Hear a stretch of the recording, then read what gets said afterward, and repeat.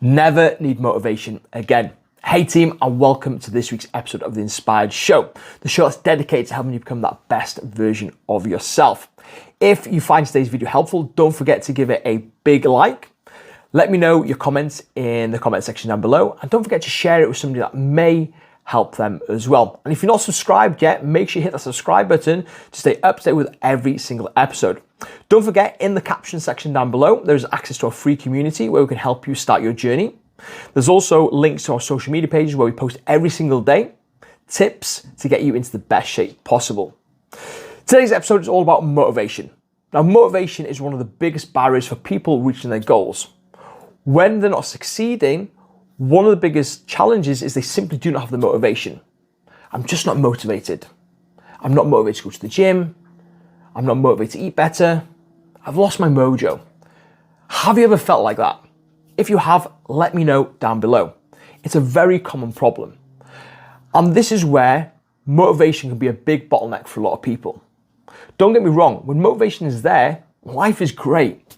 It's easier to eat well, to move well, to get our workouts in.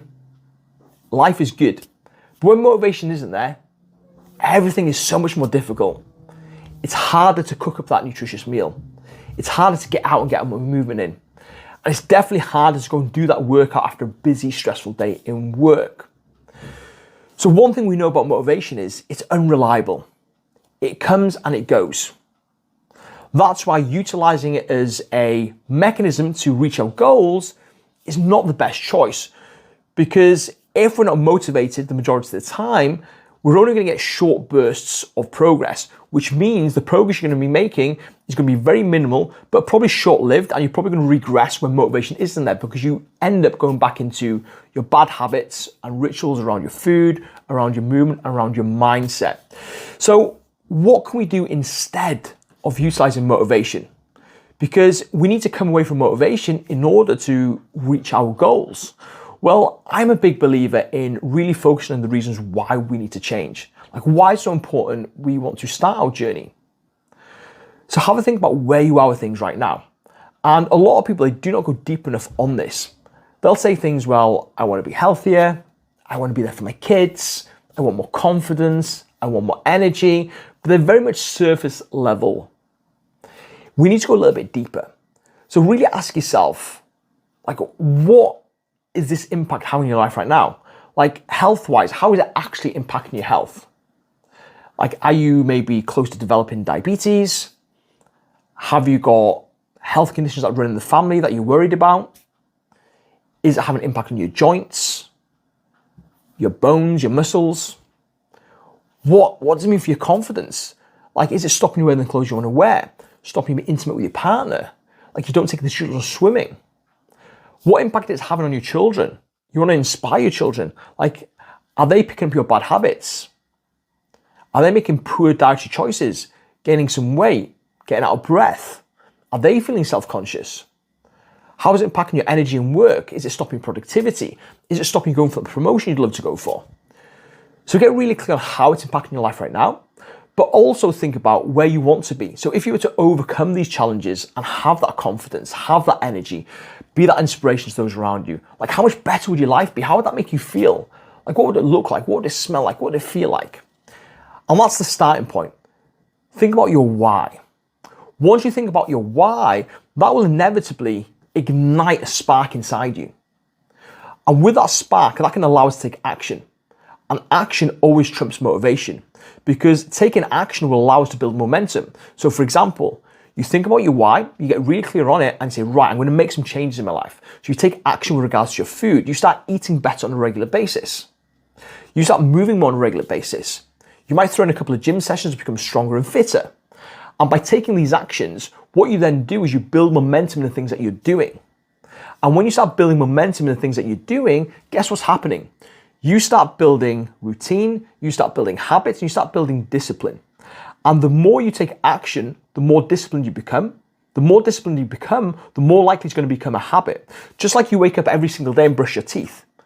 Like, it's a high likelihood when you were younger, you probably didn't like brushing your teeth. Your parents probably had to do it for you, that's to prompt you to do it. But over time, you did it morning and evening. And now you just simply brush your teeth. You don't get up super motivated to brush your teeth. You just simply take action as a byproduct of that.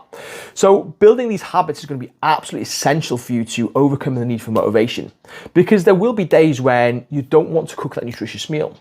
There will be days when you don't want to do that workout, but when it becomes part of your identity and part of your lifestyle, you do it anyway, regardless of how you feel, because you know at the end of that nutritious meal, at the end of that workout, you're going to be one step closer to feeling that better version of yourself, which is linked to your why. Another thing that you really want to be focused on is linking your daily habits and rituals to your why, because a lot of people, they'll create a why, they'll start doing these habits and rituals, but they'll still fall by the wayside.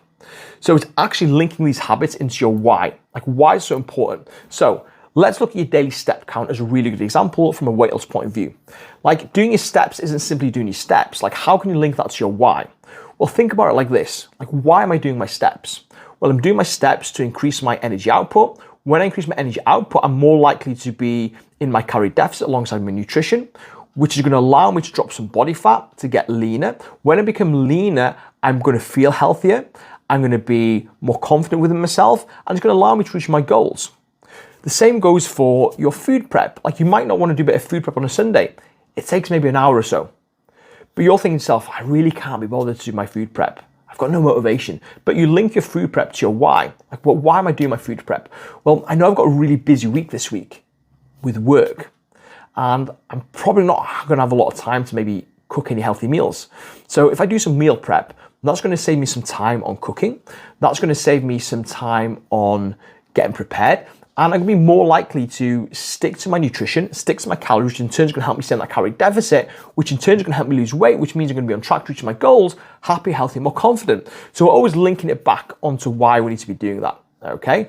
Now, if you take these steps, coming away from motivation, understanding it's unreliable, focusing on a real, clear reason to change, building those habits, being consistent in those habits, and linking those habits to your why, you'll be onto a game changer. And a Brucey bonus for you, remember this.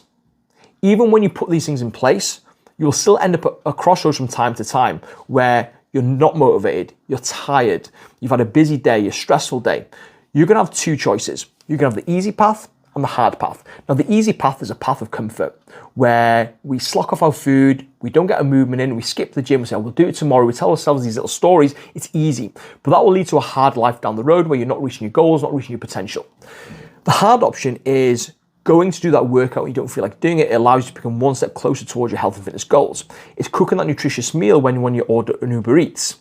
It's doing that self-care when you'd rather have a glass of wine. But doing that hard option, that path of difficulty in the short term, will lead to an easier life long term where you're becoming more accomplished, you're reaching your goals, and you're dialing in those habits and disciplines at a much greater level. By doing this, this will supercharge you on your journey and take away the need for motivation. So hopefully you guys found that really, really helpful today. If you did, please give it a big thumbs up. As always, any feedback is much appreciated. And don't forget, if you're not done this already, hit that subscribe button. Until next time, team, have an absolutely amazing day.